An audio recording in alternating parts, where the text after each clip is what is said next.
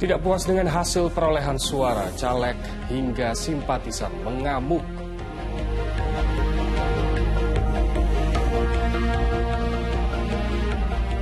Diduga kelelahan sejumlah petugas KPPS di berbagai wilayah jatuh sakit hingga meninggal dunia.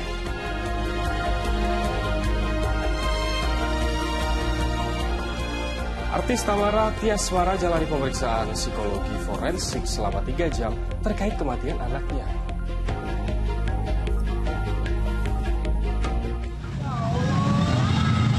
Ada polisi nih. Mana polisinya, Pak? Mana, Pak? Tawuran 2 kelompok remaja pecah di Jembatan Layang Pondokopi, Pulau Gebang, Jakarta Timur pada Kamis malam.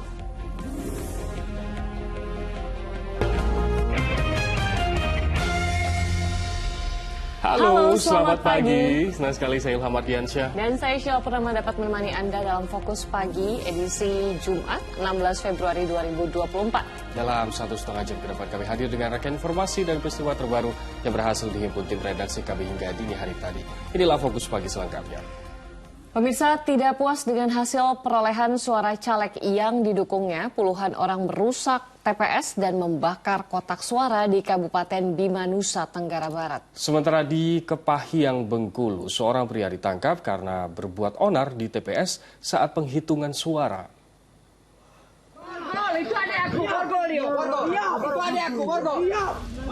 Inilah saat polisi dan petugas Linmas dibantu sejumlah warga meringkus seorang pria yang berbuat onar di TPS 12, Kelurahan Padang Lekat, Kabupaten Kepahyang, Bengkulu, Kamis pagi. Pria itu mengamuk dan membanting meja serta peralatan penghitungan suara di dalam TPS. Akibatnya sejumlah peralatan mengalami kerusakan dan membuat penghitungan suara sempat terhenti. Polisi lalu mengamankan pria yang tinggal di kawasan tersebut ke Mapolsek Kepahyang. Sebelumnya terduga pelaku di malam usai pencoblosan menenggak minuman keras bersama teman-temannya. Di TPS 12 daerah Padang Lekat telah terjadi keributan oleh seorang pria inisial AB. Dia melakukan keonaran di tempat tersebut dikarenakan dia selesai minum tua yang menyebabkan dia mabuk dan membuat keonaran di TPS tersebut ketika pelaksanaan perhitungan suara. Sementara itu, keributan juga terjadi di sebuah TPS yang berada di Kecamatan Parado, Kabupaten Bima, Nusa Tenggara Barat, Rabu malam.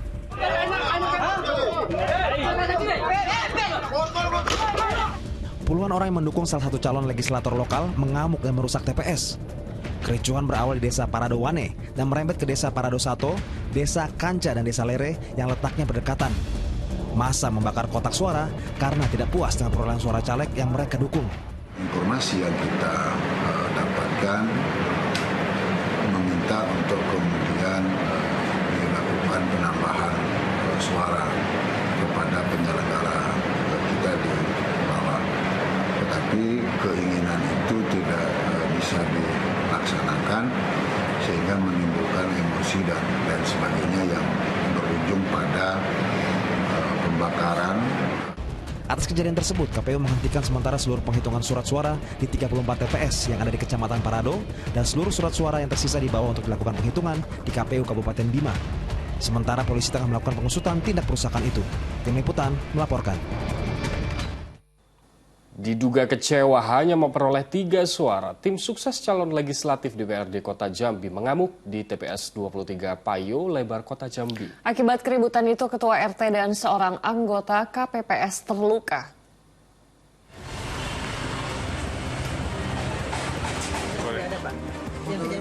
Ketua RT dan anggota KPPS di Kelurahan Payo Lebar, Kecamatan Jelutung, Kota Jambi ini masing-masing mengalami luka di kepala dan tangan kirinya karena diduga menjadi korban pemukulan tim sukses caleg Kamis kemarin di TPS 23 Payo Lebar. Keributan dipicu diduga karena terkait perolehan suara caleg DPRD Kota Jambi. Saat kejadian, korban Ketua RT Payo Lebar yang tengah istirahat menemui tim sukses caleg DPRD dan pimpinan partai yang mendatanginya. Saat terjadi keributan, tiba-tiba kepalanya dipukul oleh seseorang dari belakang. Sementara anggota KPPS yang mencoba melerai keributan justru ikut menjadi korban. Nggak tahu apa, tak lepuk kepala ini kan. Waduh, langsung ngocor darah tuh. Langsung memukul Pak ya? Iya, nggak tahu yang mukul bukan Roma, cuman mungkin anggota dia lah yang dari luar itu tuh. Pakai koci entah pakai apa, nggak sadar saya. Si Roman ini istrinya caleg tapi di sini ya. Sementara Sekretaris PKN Jambi membantah kejadian tersebut. Menurutnya kejadian bermula saat anggota partai mendatangi TPS untuk mempertanyakan hasil suara dari salah seorang caleg PKN, namun tidak ditampilkan di papan pengumuman. Ada fotonya, ada buktinya. Nah, karena kejadian tersebut, kawan-kawan yang lain juga bereaksi ngelihat Kapimda dicekek gitu kan, dikeroyok segala macam, dipukulin, bahkan sempat bocor ini kepalanya itu kena pukulan benda keras. Akibat peristiwa ini, kedua belah pihak saling membuat laporan ke polisi. Rick Harsen melaporkan dari Jambi.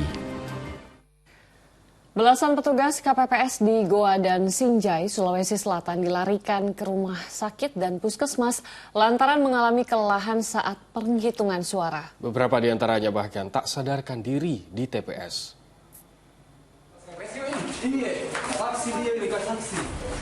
Warga mengevakuasi petugas kelompok penyelenggara pemungutan suara atau KPPS yang tak sadarkan diri ke Puskesmas Palangga, Kabupaten Goa, Sulawesi Selatan, Kamis dini hari. Wanita itu diduga mengalami kelelahan saat penghitungan surat suara. Langsung drop. Iya. Gara-gara apa tuh, Pak? Di apa lagi? Terlalu kecapean. Maksudnya kenapa bisa kecapean? Jaga di TPS. Oh, petugas KPPS? Iya, petugas. Selaku apa dia? Ketua KPPS ya? Iya. Sedikitnya ada 8 petugas KPPS yang dilarikan ke Puskesmas Palangga. Sebagian besar mengeluhkan pusing serta sakit pada bagian lambung dan ulu hati serta kelelahan. Malam, rata-rata malam ini banyak sekali yang tumbang karena mungkin faktor capek, makannya juga tidak terlalu perhatian karena sibuk urus masalah ini, masalah perhitungan suaranya. Ini kalau kita di sini sudah ada 8 orang. Pasien yang perlu perawatan lanjutan dirujuk ke Rumah Sakit Syekh Yusuf, Kabupaten Goa, Sulawesi Selatan untuk mendapat penanganan medis. Sementara itu, 15 orang petugas KPPS di Kabupaten Sinjai, Sulawesi Selatan dilarikan ke rumah sakit akibat mengalami kelelahan. Hingga Kamis siang, 10 orang masih menjalani perawatan medis karena mengalami mual, pusing, dan muntah-muntah. Bahkan ada di antara mereka jatuh pingsan di TPS. Diduga para petugas KPPS itu kelelahan karena menjalani waktu tugas yang panjang untuk melakukan penghitungan suara. Ini karena kondisi di lapangan yang mungkin terlalu lama perhitungannya, jadi mereka kecapean. Umumnya biasa juga karena telat makan. Itu karena kondisi di lapangannya agak padat, jadi mereka tidak bisa meninggalkan untuk makan pun mereka susah. Kendati sejumlah petugas KPPS banyak yang jatuh sakit, namun penghitungan suara terus berjalan. Andi Muhammad Sardi melaporkan dari Goa dan Sinjai, Sulawesi Selatan. Iya, diduga kelelahan jadi sebab meninggalnya sejumlah petugas di berbagai tempat pemungutan suara. Di Tangerang Selatan, Banten misalnya, seorang pengemudi ojek daring yang jadi petugas KPPS meninggal dunia setelah 2 hari menyiapkan TPS. Demikian pula di Klaten, Jawa Tengah, seorang perempuan petugas KPPS berpulang setelah dirawat akibat kelelahan. Warga desa Karangturi Gantiwarno, Klaten, Jawa Tengah berdatangan untuk mengantar jenazah seorang petugas kelompok penyelenggara pemungutan suara atau KPPS ke peristirahatan terakhirnya. Almarhumah yang bernama Dewi Indriani itu meninggal dunia Kamis dini hari, diduga kelelahan. Pada hari pencoblosan 14 Februari, sekira 2 jam setelah pemungutan suara dimulai, Dewi terlihat lemas hingga kemudian dibawa ke rumah sakit. Namun nyawanya tak tertolong. Sekitar jam 9 dia sudah kelihatan lemes, makanya ditemui oleh Pak KPPS, terus kemudian bersama bidan sudah sempat diberikan vitamin dan sempat disuwun kondur istirahat, istilahnya kan gitu. Suasana duka juga menyelimuti kediaman Satriawan, seorang petugas KPPS, warga Kelurahan Sindang Sari, Kecamatan Pasar Kemis, Kabupaten Tangerang, Banten. Ayah 2 anak tersebut berpulang setelah tak sadarkan diri saat bertugas di TPS 86 Kecamatan Pasar Kemis. Sempat dilarikan ke klinik, tapi nyawanya tak tertolong. Berdasarkan pemeriksaan kesehatan yang dilakukan sebelumnya, Satriawan padahal dinyatakan sehat dan tidak punya riwayat penyakit yang berisiko tinggi. Diduga, Satriawan yang bekerja sebagai pengemudi ojek daring itu meninggal dunia akibat kelelahan lantaran 2 hari menyiapkan tempat pemungutan suara. Rekan saya almarhum dalam kondisi yang kurang drop lah ya kebetulan langsung istirahat. Istirahat nggak taunya kok disamperin sama rekan-rekannya, ya itu. Rasanya pertama pegel di sini aja. Tadi untuk pagi nyampe maghrib itu dia masih semangat. Untuk mengantisipasi kembali jatuhnya korban, saat ini tenaga kesehatan dari Puskesmas Pasar Kebis pun diterjunkan untuk memantau kesehatan para anggota KPPS di TPS 86 tersebut. Hal serupa juga dilakukan tim kesehatan dari Puskesmas Jawilan, Serang, Banten. Mereka berkeliling ke sejumlah tempat pemungutan suara dan melakukan pemeriksaan kesehatan. Selain pemeriksaan tensi darah, pada para petugas diberikan vitamin. Selain itu, Puskesmas Jawilan juga membuka layanan hotline kesehatan selama penyelenggaraan pemilu dan perhitungan suara, sehingga bisa segera memberi pertolongan bila ada petugas penyelenggara pemilu yang sakit. Tim Liputan melaporkan. Komisi Pemilihan Umum Republik Indonesia masih melakukan pendataan terkait jumlah keseluruhan anggota KPPS yang meninggal dunia selama pelaksanaan pemilu 2024. Berdasarkan aturan yang ada, anggota KPPS yang meninggal saat bertugas berhak menerima dana santunan. Meski dinilai tak sebanyak tahun 2019 silam, namun jumlah pasti keseluruhan anggota KPPS yang meninggal dunia selama pelaksanaan pemilu 2024 secara resmi akan segera diumumkan KPU ke publik. Besaran gaji dan santunan petugas atau anggota KPPS telah diatur dalam SK Menteri Keuangan. Anggota KPPS yang meninggal dunia saat bertugas berhak menerima dana santunan sebesar Rp46 juta yang terdiri dari santunan meninggal dunia sebesar Rp36 juta dan biaya pemakaman Rp10 juta. Diduga para petugas yang meninggal ini karena kelelahan akibat beban pekerjaan yang berat. Karena memang dalam undang-undang itu penghitungan surat suara itu dilakukan setelah pemungutan suara dan itu terus berlangsung. Bahkan Mahkamah Konstitusi pernah menerbitkan putusan apabila proses penghitungan surat suara belum selesai di hari pemungutan suara, maka dapat diekstensi sampai dengan 12 jam setelah hari pemungutan suara. Karena proses penghitungan surat suara tidak boleh terhenti, harus selesai di TPS. Sementara itu, kabar duka kembali menyelimuti kelompok penyelenggara pemungutan suara di Klaten, Jawa Tengah. Anggota KPPS yang meninggal kini bertambah menjadi 2 orang. Korban bernama Joko Basuki sebenarnya telah menyelesaikan tahap pemungutan serta penghitungan suara di TPS hingga Kamis dini hari. Namun setelah itu, korban mengeluh pusing hingga harus dilarikan ke rumah sakit. Naas, meski telah mendapat perawatan medis, korban menemui ajalnya pada Kamis malam.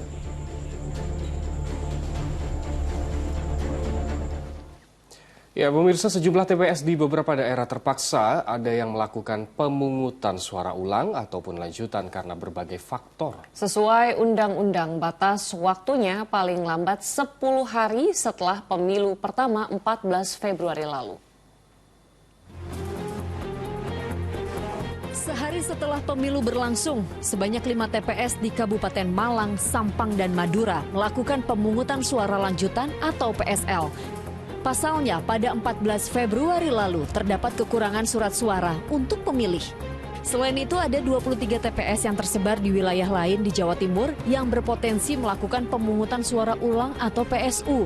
Penyebabnya beragam, lantaran tertukarnya surat suara antar dapil dan syarat sebagai pemilih yang tidak terpenuhi.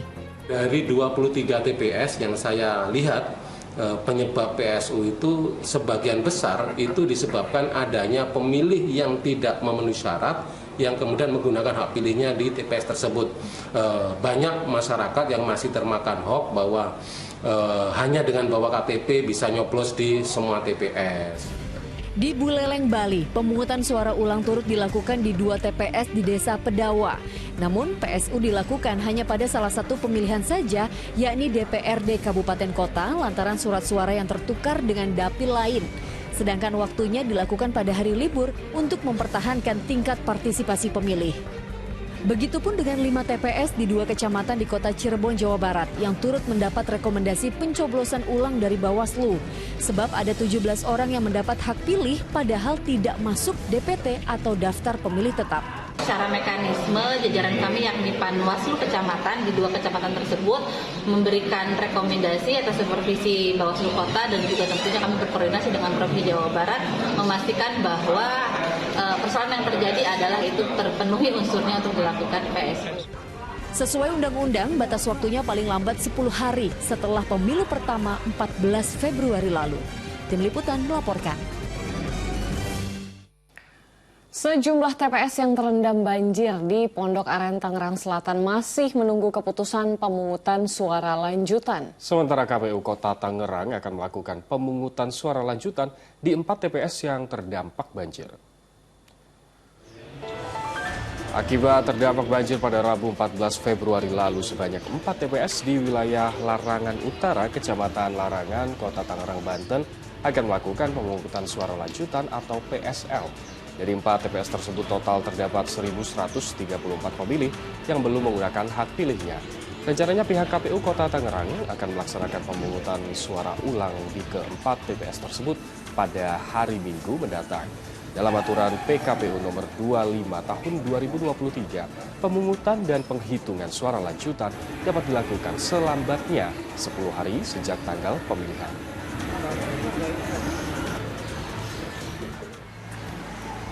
Di Tangerang Selatan, Banten, 14 TPS juga tidak bisa melaksanakan pemungutan suara akibat terdampak banjir. Ke-14 TPS yang terdampak berlokasi di sejumlah perumahan di wilayah Kecamatan Pondok Aren. KPU Tangerang Selatan masih menunggu rekapitulasi dan pengajuan pemungutan suara lanjutan dari Panitia Pemilihan Kecamatan Pondok Aren untuk membuat suara keputusan.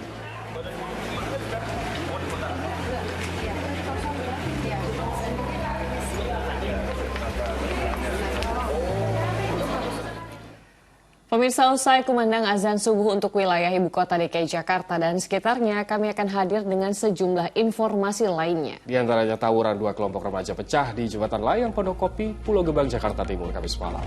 Tetaplah bersama kami. Mana polisinya, Pak? Mana, Pak? Mana polisinya, Pak? Kayak itu di mau balik ke polisi, berarti ada polisi nih. Polisi, gituin, Pak. Ya Allah, pada belum parah. Astagfirullahaladzim.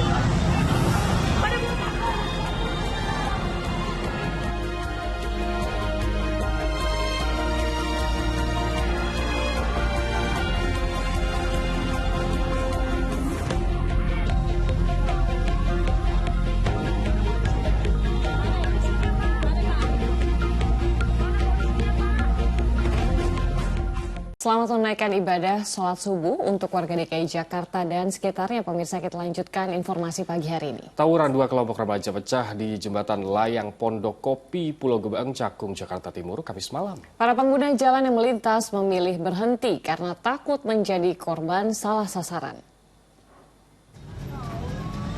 Video amatir warga merekam saat 2 kelompok remaja terlibat tawuran di Jembatan Layang atau flyover Pondok Kopi, Pulau Gebang, Cakung, Jakarta Timur pada Kamis malam. Kedua kelompok yang mengendarai sepeda motor ini saling serang menggunakan berbagai jenis senjata tajam yang mereka bawa. Sejumlah pengendara yang melintas pun memilih berhenti karena takut menjadi korban salah sasaran.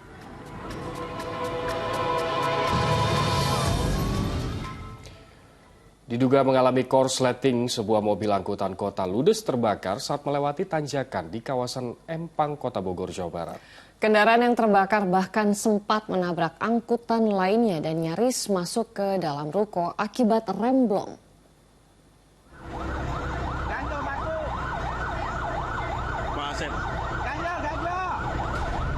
Warga dan penumpang panik saat angkot yang terbakar nyaris menabrak sebuah ruko di kawasan Empang, Kota Bogor, Kamis sore.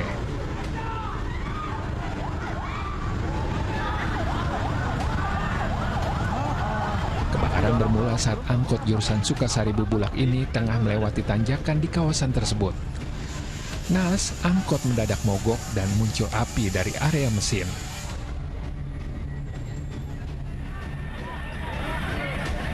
Petugas damkar yang datang dengan 1 mobil pemadam berhasil menjinakkan api. Pemilik mobil, beliau sedang membetulkan mobil yang mogok. Jadi mobil itu mogok, dia membetulkan dan membuka karbu. Setelah membuka karbu dan starter mobil, tiba-tiba keluar api dan langsung menyambar. Karena di dalam mobil itu terdapat barang-barang pidaan seperti baju dan sepeda. Tidak ada korban jiwa dalam peristiwa ini. Sopir beserta 2 penumpang langsung keluar menyelamatkan diri. Iwan Kurniawan melaporkan dari Kota Bogor, Jawa Barat.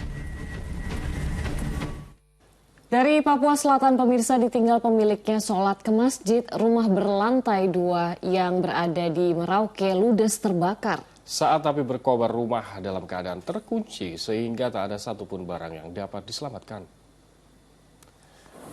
Warga langsung berjibaku memadamkan api saat melihat api berkobar di rumah berlantai 2 yang berada di Gang Mandala, Merauke, Papua Selatan, Kamis malam. Api tiba-tiba membesar di lantai bawah yang diduga akibat arus pendek listrik. Petugas damkar yang berusaha menjinakkan api sempat kesulitan karena akses menuju lokasi harus melewati gang-gang sempit. 1 jam berselang, si jago merah akhirnya berhasil dipadamkan setelah 3 unit mobil damkar diterjunkan. Tak ada korban jiwa dalam peristiwa ini, namun seluruh isi bangunan dalam rumah hangus terbakar. Diperkirakan kerugian ditaksir mencapai ratusan juta rupiah. Pemirsa, sebuah truk kontainer terguling saat hendak putar balik di Jalan Akses Marunda Cilincing, Jakarta Utara. Akibat insiden itu, sopir truk tewas terjepit, sementara sang kernet yang mengalami luka langsung dibawa ke rumah sakit.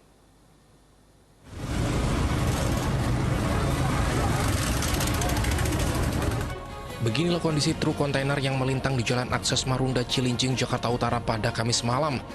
Badan truk menutup ruas jalan dari kedua arah hingga membuat lalu lintas lumpuh tak dapat dilalui kendaraan. Kemacetan pun mengular hingga 4 km. Kecelakaan terjadi saat truk kontainer yang melaju dari arah Tanjung Priuk hendak memutar balik. Namun saat sopir memutar kemudi, peti kemas yang mengangkut mesin itu oleng hingga membuat kendaraan hilang keseimbangan dan terguling. Akibat kecelakaan ini, sopir tewas terjepit badan truk, sementara kernet mengalami luka-luka dan langsung dilarikan ke RSUD Cilincing. Dampak dari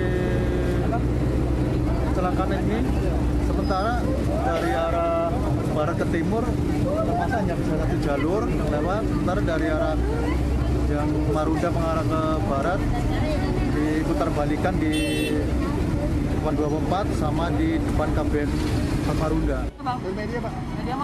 Sementara itu, evakuasi jenazah sopir truk yang dilakukan oleh 13 petugas Gul Karmat Jakarta Utara berlangsung dramatis. Setelah memotong bagian badan dan pintu truk, korban tewas akhirnya dapat dievakuasi 5 jam kemudian. Sedangkan untuk memudahkan proses evakuasi, 1 unit mobil kren dikerahkan untuk mengangkat peti kemas yang memuat mesin seberat 28 ton itu. Tim Liputan melaporkan. Menghindari kereta api, truk bermuatan pasir di Deli Serdang, Sumatera Utara menabrak tiang listrik. Kecelakaan juga menimpa mobil box di Kemanggisan, Jakarta Barat, di mana badan mobil yang tersangkut dahan pohon terpelanting lalu menabrak pohon. Badan mobil pengangkut botol cairan infus ini hancur setelah menabrak pohon di Jalan Kemanggisan Utama Raya, Palmerah, Jakarta Barat pada Kamis siang. Kecelakaan itu berawal saat atap mobil yang tengah melaju tersangkut dahan pohon. Akibatnya mobil oleng lalu menabrak pohon. Selain mengakibatkan pohon tumbang, peristiwa itu juga membuat pengendara motor yang berada di belakang mobil cedera akibat tertimpa pohon. Pas turunan tadi, terus tiba-tiba nggak tahu ada pohon di atas, makanya nyangkut pohon. Oh, atasnya nyangkut pohon, terus oleng. Agar tidak menimbulkan kemacetan panjang, warga sekitar menyingkirkan batang pohon. Sementara di Kecamatan Beringin, Deli Serdang, Sumatera Utara, menghindari kereta api, truk bermuatan pasir justru menabrak tiang listrik. Peristiwa itu menimbulkan kepanikan karena tiang listrik yang tumbang nyaris menimpa warung kelontong. Supir truk menuturkan kecelakaan itu berawal ketika menyeberang rel. Ia tidak mengetahui akan ada kereta yang hendak melintas. Karena panik, sang sopir tancap gas dan menabrak tiang listrik. Tadi kan lewat rel, tak tahu lewat dari rel itu tahu-tahu patah spikul udah tumbang. Jadi udah nggak bisa terkendalikan lagi, kejadiannya nabrak tiang listrik. Peristiwa itu tidak menimbulkan korban jiwa, namun kerugian ditaksir mencapai 100 juta rupiah. Tim Liputan melaporkan. Sebuah rumah sekaligus bengkel motor di pinggir Jalan Raya Rambi Puji, Jember, Jawa Timur, Kamis malam tiba-tiba ambruk. 5 orang luka berat dan ringan lantaran tertimpa puing bangunan. Mereka pun menjalani perawatan intensif di rumah sakit.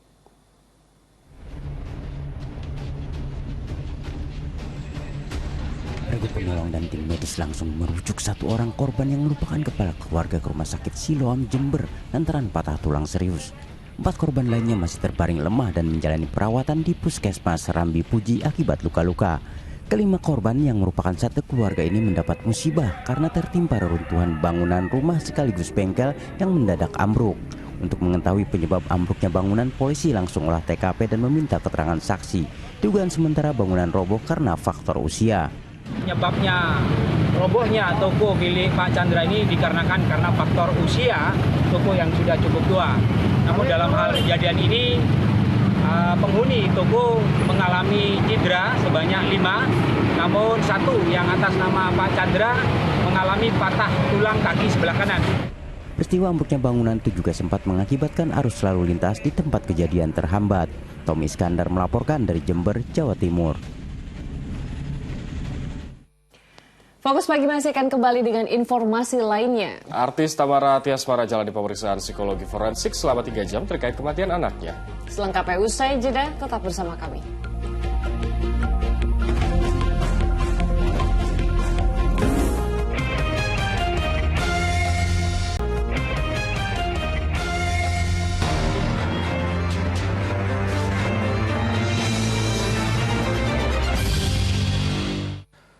Kembali di Fokus Pagi bersama saya Ilham Ardiansyah, seorang ketua KPPS di Kota Palembang, Sumatera Selatan dibacok warga ketika proses penghitungan suara. Diduga selain ada persoalan pribadi juga dipicu masalah antrean saat pencoblosan berlangsung. Proses penghitungan suara di TPS 27 Kelurahan 30 Ilir, Kota Palembang, Sumatera Selatan dinodai pembacokan. Ketua KPPS berusia 34 tahun dibacok ketika sedang merekap hasil penghitungan suara. Akibatnya korban mengalami 15 jahitan di kepala. Terduga pelakunya adalah seorang warga yang juga petugas Linmas atau Perlindungan Masyarakat yang sebelumnya mencoblos di TPS yang sama. Diduga aksi tersebut terjadi karena pelaku hendak meminjam uang kepada korban dengan menjaminkan uang honornya sebagai petugas Linmas di desa tersebut. Selain itu pelaku kesal karena istrinya yang sedang hamil tetap diminta antre menunggu giliran pencoblosan. Itu masalah finansial ya, finansial. Tapi memang sekali lagi kita sampaikan, setahu kami ini bersama PPS Kelurahan itu memang belum menerima. Kemudian yang micu lagi pada saat pencoblosan istri korban itu hamil kondisinya itu kan. Nah mungkin itu juga salah satu pemicunya. Sesaat usai kejadian, pelaku langsung kabur melarikan diri. Kasusnya kini ditangani Polsek Ilir Barat 2 Palembang atas pidana penganiayaan. Muhammad Ardiansyah Putra melaporkan dari Palembang, Sumatera Selatan. Pengendara truk dan anaknya yang berusia 5 tahun tewas setelah mobil yang mereka tumpangi tertabrak kereta api di perlintasan tanpa palang pintu di Brebes, Jawa Tengah. Evakuasi jasad kedua korban berlangsung dramatis.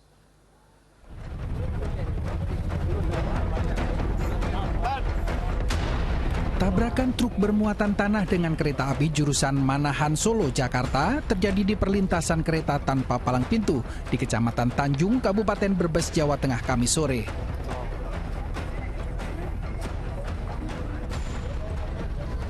Kencangnya tabrakan menyebabkan truk hancur hingga berkeping-keping. Naas, sopir truk dan anaknya yang masih berusia 5 tahun tewas. Evakuasi terhadap jasad kedua korban berlangsung lama karena tubuh keduanya terjepit kabin truk. Keduanya kemudian dibawa ke Rumah Sakit Mutiara Bunda Tanjung, Brebes. Terdapat 2 orang korban, yaitu pengemudi truk dengan penumpangnya. Anaknya itu? Itu adalah anaknya. Itu meninggal dunia, Pak? Meninggal, 2 orang meninggal dunia di TKP. Akibat tabrakan itu, lokomotif kereta sempat anjlok, namun peristiwa tersebut tidak sempat mengganggu perjalanan kereta. Sugiarto melaporkan dari Brebes, Jawa Tengah. Seorang wanita pengendara motor tewas terlindas kereta api di perlintasan tanpa palang di Ngawi, Jawa Timur. Korban sempat diteriaki oleh warga, namun ia salah menengok arah datangnya kereta. Suasana perlintasan kereta api di Desa Wonokerto, Kabupaten Ngawi, Jawa Timur, sontak mengundang perhatian warga karena adanya kecelakaan yang menewaskan pengendara sepeda motor. Ya, korban bernama Sri Wahyuni berusia 41 tahun, seorang pedagang sayur. Tubuhnya terpental sejauh 500 meter, sedangkan motornya hancur tak berbentuk, terseret hingga 1 kilometer usai tertabrak kereta api dari arah Jakarta menuju Surabaya. Lagi-lagi, kecelakaan maut terjadi karena tak adanya palang pintu di perlintasan. Mau nyebrang pulang dari pasar, katanya itu mau nyebrang dari pasar, tapi kemungkinan enggak, nongeh kanan kiri, ya ternyata ada sepur lewat dari sebelah barat. Langsung ditabrak dia, Pak? Hah? Meninggal dunia, Pak? Langsung. Korban sempat diteriaki oleh warga, namun salah menengok arah datangnya kereta. Ceritanya itu tadi seperti buru-buru, jadi kalau warga kita tuh ada kereta dari barat, diteriaki, nah ini informasi korban ini malah nengoknya ke arah timur, jadi tidak melihat dari arah barat. Jenazah langsung dievakuasi ke RSUD Dr. Suroto, sementara kasusnya ditangani Polsek Kedunggalar. Dirgo Suyono melaporkan dari Ngawi, Jawa Timur. Seorang pria dan keponakannya tewas di dalam sumur saat menguras sumur di Tegal, Jawa Tengah. Diduga keduanya kekurangan oksigen ketika berada di dasar sumur.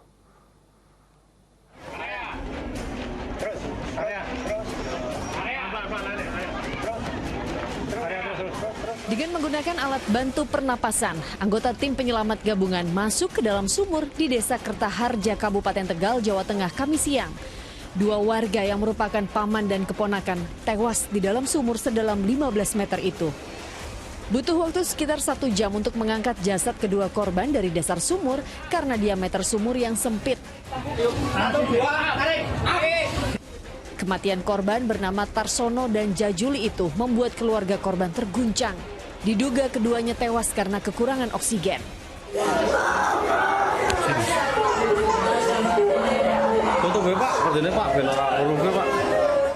Peristiwa itu bermula ketika kedua korban akan menguras sumur menggunakan genset.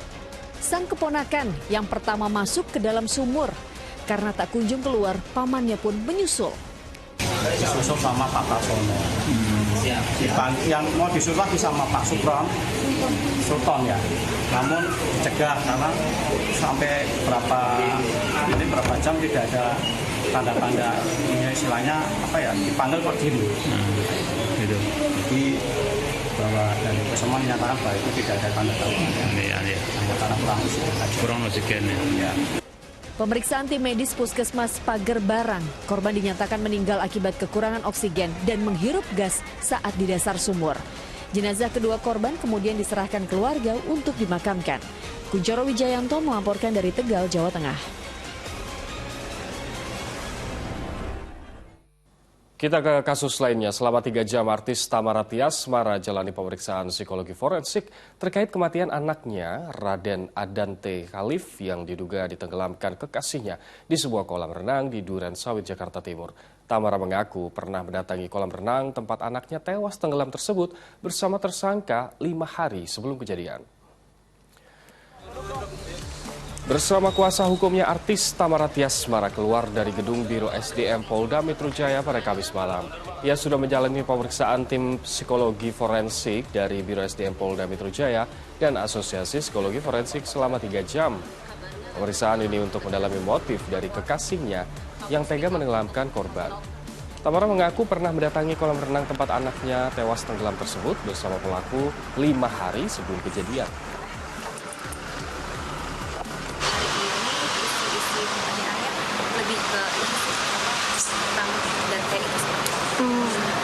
Kejadian sempat survei kolam renang ya kata Tamara. Itu baru pertama kali, itu hal yang wajar untuk orang yang kenal aku. Dan dia mau main playground aja, aku tuh cek dulu playgroundnya bersih apa enggak. Akhirnya apalagi berenang, itu hal yang wajar sih. Orang dekat aku tahu apa seperti itu. Oh memang itu hal rutin ya? Berarti itu sakit aja, obatnya per berapa menit harus saya catat ya. Sebelumnya polisi meringkus seorang pria berinisial YA di kediamannya di kawasan Pondok Kelapa Duren Sawit, Jakarta Timur. Polisi menangkap kekasih ibu korban ini lantaran ia menjadi tersangka pembunuhan anak artis Tamara Tiasmara dengan cara dibenamkan di kolam renang beberapa waktu lalu.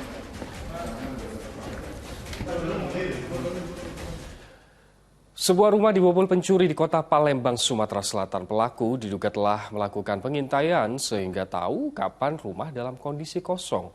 Namun diduga ia tak mengira aksinya akan terekam kamera pengawas.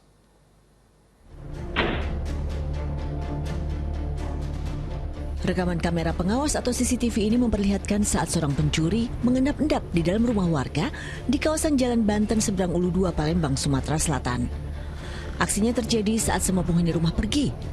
Diduga pelaku masuk ke dalam rumah dengan cara merusak atap rumah dan muncul di kamar utama.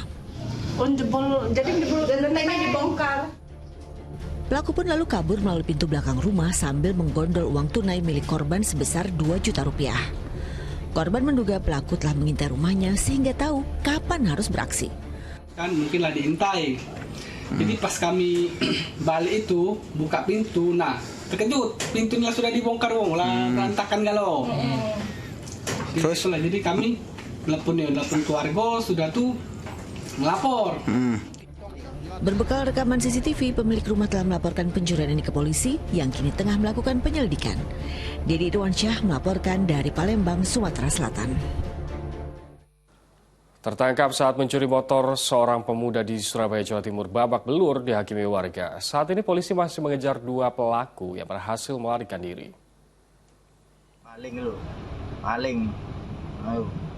Hancur ya mulai. Ketahuan mencuri motor, pria ini diarak warga Pakis Gunung, Surabaya, Jawa Timur Rabu siang. Bahkan terduga pelaku sempat menjadi bulan-bulanan warga. Penangkapan itu berawal dari kecurigaan pemilik motor ketika melihat motornya didorong pelaku. Warga kemudian berhasil meringkus 1 terduga pelaku, sementara 2 lainnya kabur. Korban sendiri mempergoki sendiri, akhirnya diteriakin maling dan warga setempat memburu si pelaku. Akhirnya alhamdulillah ketangkep 1, untuk yang 2 masih kabur.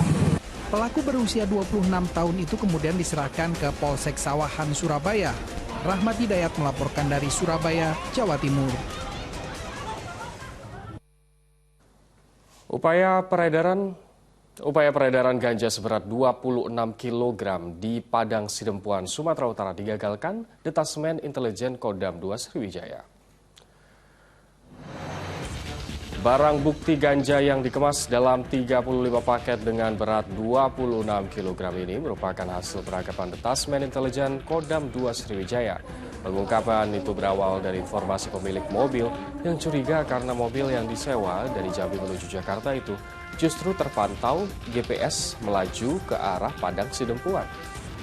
Mobil kemudian dimatikan sang pemilik kendaraan dari jarak jauh. Peristiwa itu disampaikan ke Detasmen Intelijen Kodam 2 Sriwijaya. Anggota TNI kemudian berhasil menemukan mobil di Jalan Soekarno-Hatta, Palembang. Saat ini pemilik ganja dalam pengejaran, sementara ganja telah diserahkan ke Badan Narkotika Nasional Provinsi Sumatera Selatan. Bahwa pada saat mau ditangkap, mereka lari. Dan ini kita sedang melaksanakan pengusutan beberapa hari yang lalu. Mereka lari ke arah Sumatera Utara dan mudah-mudahan nanti ditindaklanjuti oleh KBNN ya untuk penyelidikan lebih lanjut. Mudah-mudahan ya pelakunya bisa tertangkap dan kita bisa bongkar. Komedian Komeng meraup banyak suara pemilih berkat pose uniknya di kertas suara. Informasi selengkapnya kami hadirkan usai jeda.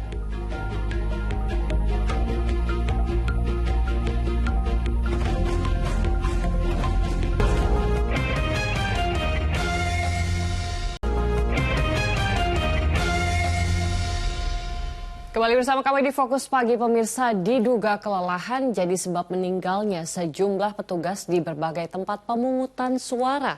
Di Tangerang Selatan, Banten misalnya, seorang pengemudi ojek daring yang jadi petugas KPPS meninggal dunia setelah 2 hari menyiapkan TPS.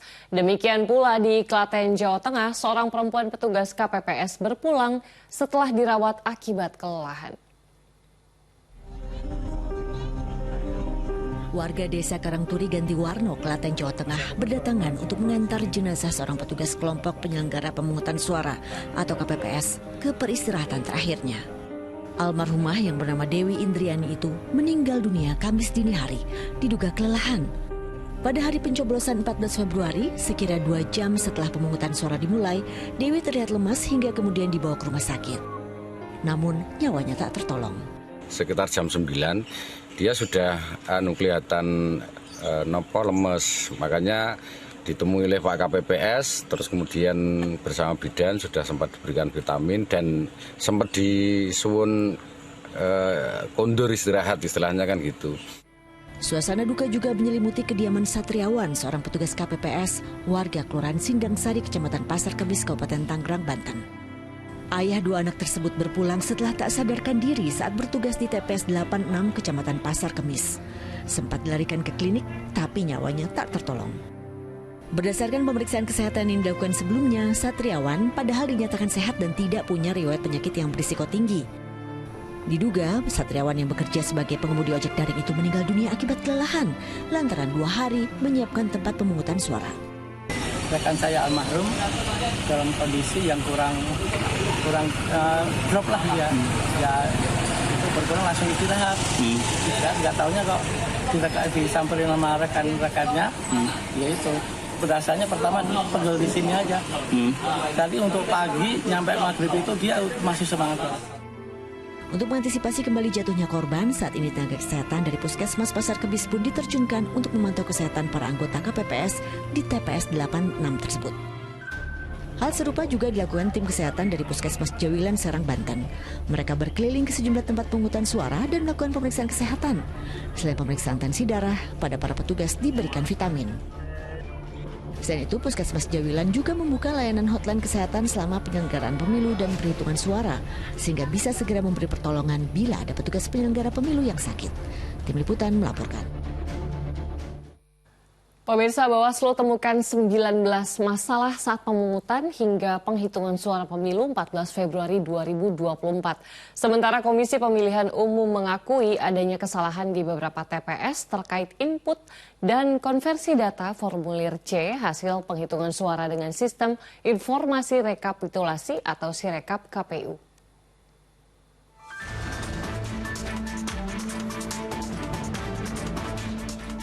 Kesalahan teknis terjadi pada sistem real count KPU saat formulir C hasil plano atau hasil penghitungan suara pemilu 2024 yang diunggah oleh petugas KPPS ke dalam sistem informasi rekapitulasi atau Sirekap.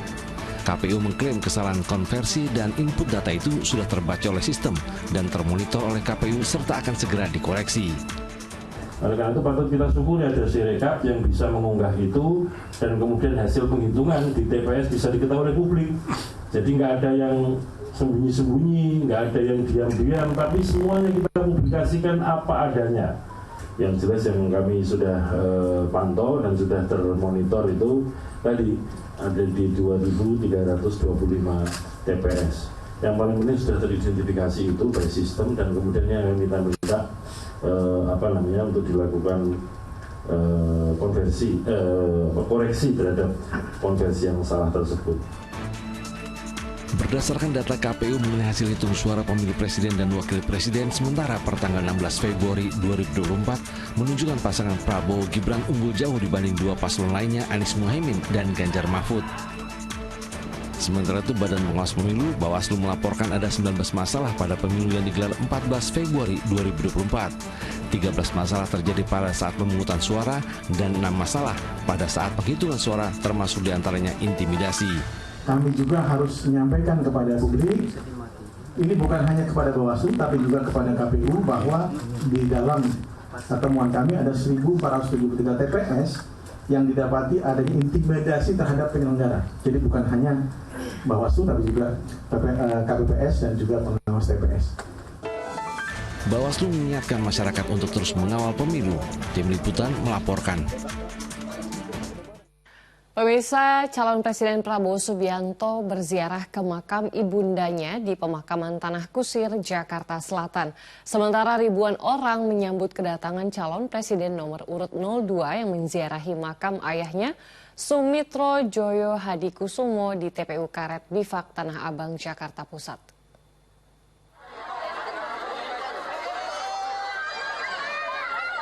Kedatangan Capres nomor urut 2 Prabowo Subianto yang ingin berziarah ke makam mendiang sang ayah Sumitro Joyo Hadikusumo di TPU Karet Bifak, Tanah Abang, Jakarta Pusat Kamis siang mendapat sambutan meriah ribuan orang.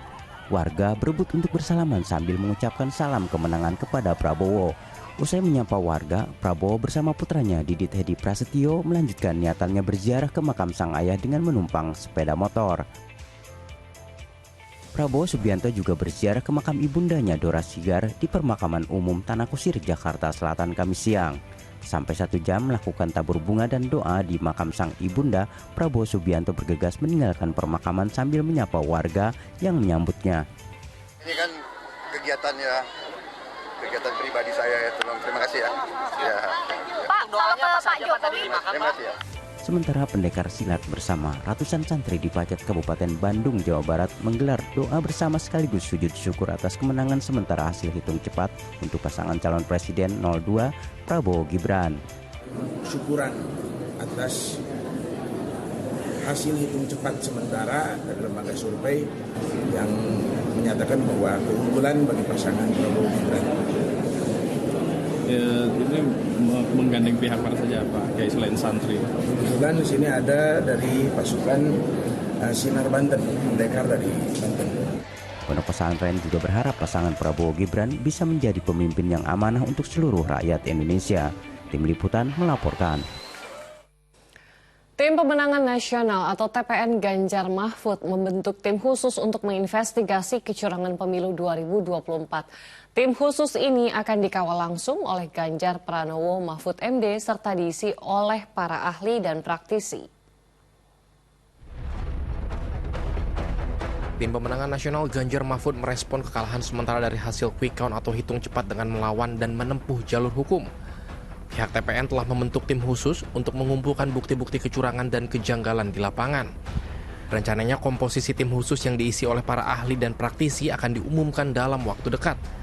Tim khusus juga akan langsung digawangi Ganjar Pranowo serta Mahfud MD sebagai sosok yang memiliki kiprah mentereng dalam hukum sebagai Ketua Mahkamah Konstitusi periode 2008-2013. Dibentuk oleh Pak Ganjar Pranowo dan Profesor Mahfud MD. Kebetulan Prof. Mahfud MD memiliki banyak pengalaman terkait dengan posisi beliau sebelumnya sebagai Ketua Hakim Mahkamah Konstitusi, sehingga beliau bisa memberikan penjelasan tidak hanya dari aspek teknis, tapi juga rangkaian proses bagaimana persoalan terkait dengan pelanggaran terstruktur, sistematis, dan masif itu terjadi.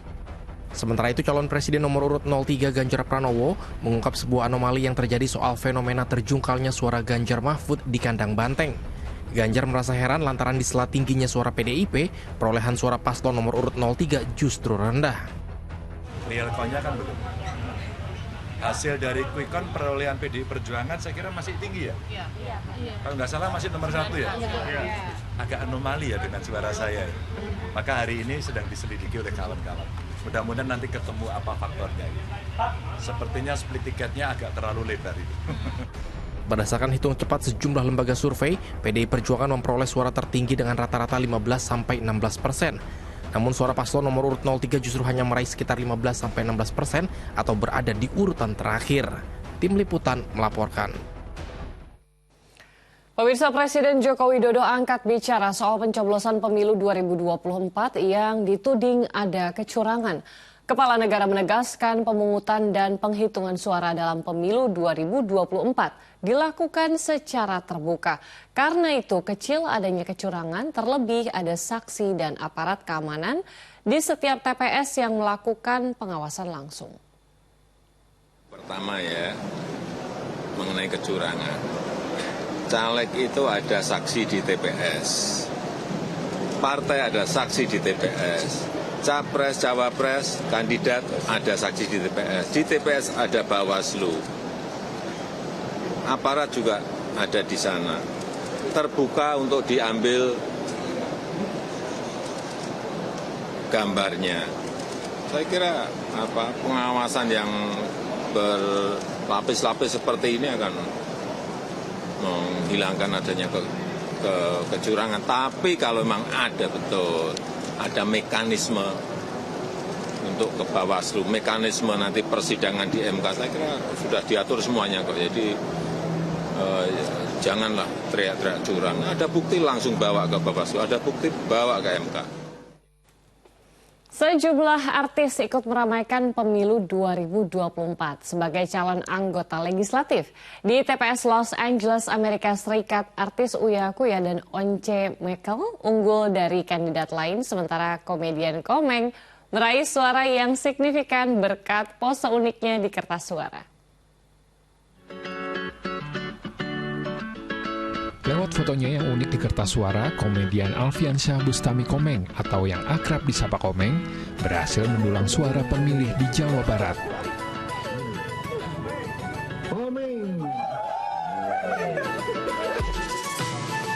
Dari hasil penghitungan resmi KPU Kamis siang, Komeng yang maju sebagai anggota Dewan Perwakilan Daerah DPD Provinsi Jawa Barat memperoleh suara sementara lebih dari 202.000 suara atau sekitar 8,3%. Jumlah ini membuat Komeng unggul jauh dari calon lainnya. Terkait foto unik Komeng di kertas suara, KPU Provinsi Jabar menggunakan foto tersebut karena hasil kesepakatan dengan peserta pemilu. Itu kan hasil persetujuan dari setiap calon. Kami tidak bisa mengintervensi. Sementara itu di TPS Los Angeles, Amerika Serikat, sejumlah calon legislatif dari kalangan artis unggul dalam perolehan suara. Salah satunya adalah artis Uya Kuya yang maju sebagai anggota legislatif dari Partai Amanat Nasional. Selain Uya Kuya, penyanyi sekaligus caleg PDI Perjuangan Once Mekel juga berhasil meraup suara yang signifikan. Tim Liputan melaporkan. Kita beralih ke informasi lain, pemirsa. KRI Dr. Rajiman Widyoningrat yang membawa bantuan kemanusiaan untuk korban konflik di Gaza, Palestina, tiba di Pelabuhan El Arish, Mesir. Kedatangan kapal bantu rumah sakit milik TNI AL yang mengangkut 214 personel ini disambut jajaran KBRI Kairo. Setelah dilakukan bongkar muat, bantuan kemanusiaan tersebut selanjutnya diserahkan kepada perwakilan Bulan Sabit Merah Mesir. Dan Satgas Misi Kemanusiaan Mesir 2024, Laksamana Pertama TNI Sumarji Bimo Aji menyampaikan bantuan kemanusiaan ini merupakan bentuk kepedulian pemerintah dan rakyat Indonesia. Bantuan ini diharapkan dapat meringankan para korban serangan Israel. Fokus Pagi masih akan kembali dengan informasi lainnya, di antaranya kebakaran menghanguskan 4 rumah di permukiman padat di Pontianak, Kalimantan Barat. Selengkapnya kami hadirkan usai jeda, tetap bersama kami. Oh, Domin.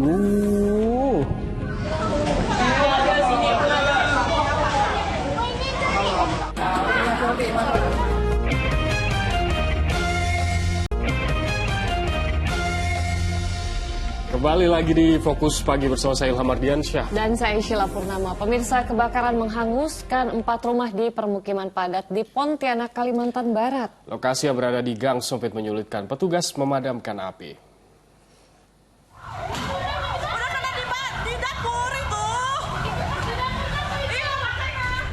Dahsyatnya kobaran api yang terus merembet sontak membuat salah satu penghuni rumah di dekat lokasi kebakaran panik.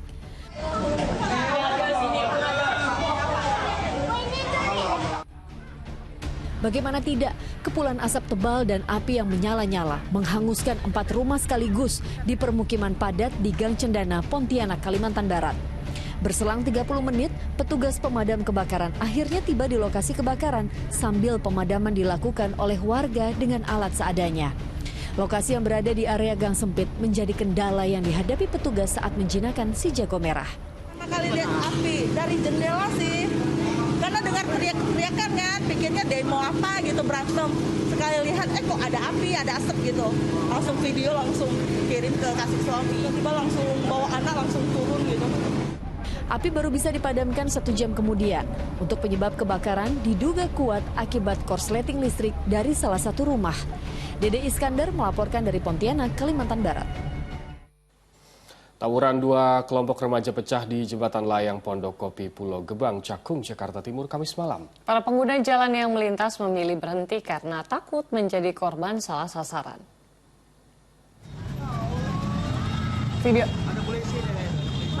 Video amatir warga merekam saat dua kelompok remaja terlibat tawuran di jembatan layang atau flyover Pondokopi, Pulau Gebang, Cakung, Jakarta Timur pada Kamis malam.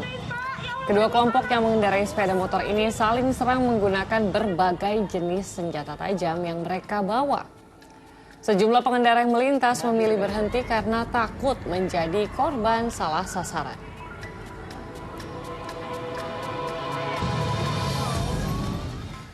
Diduga mengalami korsleting, sebuah mobil angkutan kota ludes terbakar saat melewati tanjakan di kawasan Empang, Kota Bogor, Jawa Barat. Kendaraan yang terbakar bahkan sempat menabrak angkutan lainnya dan nyaris masuk ke dalam ruko akibat remblong.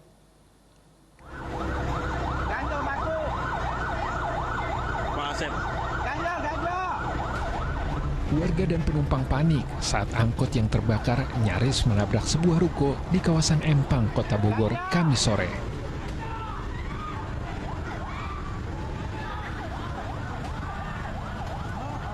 Kebakaran bermula saat angkot jurusan Sukasari Bubulak ini tengah melewati tanjakan di kawasan tersebut. Naas, angkot mendadak mogok dan muncul api dari area mesin.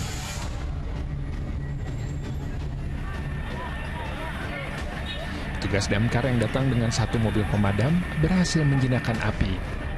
Pemilik mobil, beliau sedang membetulkan mobil yang mogok.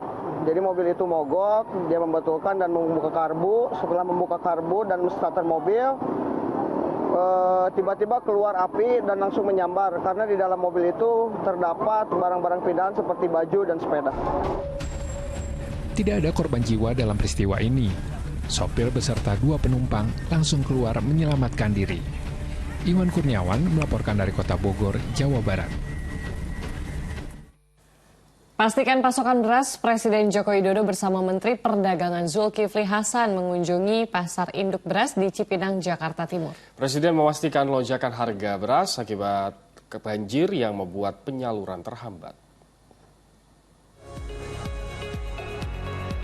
Dalam kunjungannya ke pasar induk beras di kawasan Cipinang, Jakarta Timur, Presiden Joko Widodo bersama Menteri Perdagangan Zulkifli Hasan memastikan ketersediaan pasokan beras mencukupi kebutuhan masyarakat. Presiden juga mengungkapkan adanya permasalahan suplai yang berimbas pada kelangkaan beras di masyarakat sehingga harganya melonjak dari harga eceran yang ditetapkan. Namun pemerintah sudah menanganinya melalui Bulog. Jumlahnya cukup dan saya melihat melimpah. Permasalahannya berarti harga beras kan mana, Pak? Lalu permasalahannya terkait kelangkaan dan kenaikan harga beras? Ya, suplai itu karena memang panennya belum masuk. Yang dari produksi dipanen belum masuk ke pasar.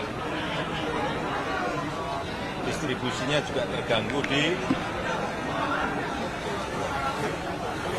urusan banjir di Demak, di Grobogan itu mempengaruhi. Sementara pantauan beras jenis medium, semi premium hingga premium kompak mengalami lonjakan harga. Pedagang mengungkapkan cuaca buruk yang mengakibatkan para petani di daerah sulit panen menjadi salah satu faktornya. Kali ketiga harga beras naik di kisaran Rp300 per kilogramnya seperti terjadi di Pasar Santa, Jakarta Selatan. Sejumlah jenis beras mengalami kenaikan harga. Saya mau mulai dulu dari harga beras semi premium seperti ini. Ini harganya yang awalnya dijual dengan harga Rp12.000, sekarang harganya tembus menjadi Rp17.000 per kilogram. Ini juga ternyata diikuti dengan harga beras-beras premium seperti ini, yang awalnya dijual dengan harga Rp16.000, sekarang sudah tembus menjadi Rp20.000 per kilogram. Dari Jakarta Selatan, Media Riasdi dan Jeff Anderson melaporkan. Dari Jawa Tengah, pemirsa, peternak sapi di Demak kelimpungan mencari pakan ternak karena lahan rumput tertutup lumpur sisa banjir. Sementara memasuki hari ke-8, warga Karanganyar, Kabupaten Demak masih mengungsi di bawah jembatan Tanggulangin lantaran air di permukiman mereka belum surut. Lebih dari 50 orang warga Karanganyar, Demak masih mengungsi di bawah jembatan Tanggulangin. Meski banjir di Jalan Pantura Demak Kudus berangsur surut, namun air dengan ketinggian 50 hingga 70 cm masih merendam sejumlah pemukiman warga. Banjir di Demak tidak hanya berdampak pada manusia. Sejumlah hewan ternak di bawah pemiliknya mengungsi di bawah jembatan Tanggulangin. Akibat banjir, pemilik hewan ternak kesulitan mencari pakan karena ladang rumput tertutup lumpur yang terbawa arus air. kan aman, dia nggak kena panas, nggak kena hujan. Ntar kalau kena panas sakit, hujan nggak sakit. Ya susah, soalnya banjir ya tetap keluarga susah. Soalnya rumputnya kena. Presiden Republik Indonesia Joko Widodo resmi membuka Indonesia International Motor Show atau IIMS. Dalam peresmian tersebut, Presiden Joko Widodo ditemani sejumlah Menteri Kabinet Indonesia Maju, salah satunya Menteri Perdagangan Zulkifli Hasan.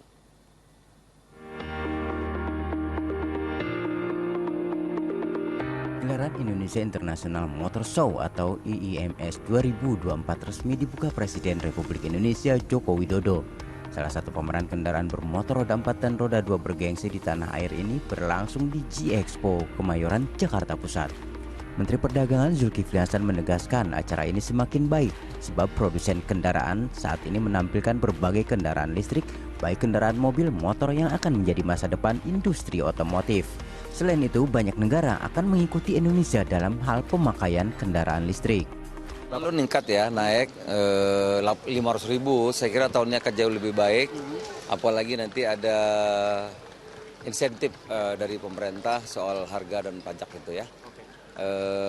Dan sekarang memang kita akan menjadi pusat berkembangnya otomotif EV, mobil EV listrik ya.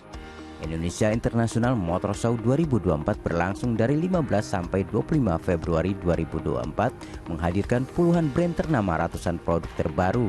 Selain kendaraan listrik, sejumlah kendaraan zero emisi ramah lingkungan juga meramaikan acara ini selama beberapa hari ke depan. Tim Liputan melaporkan.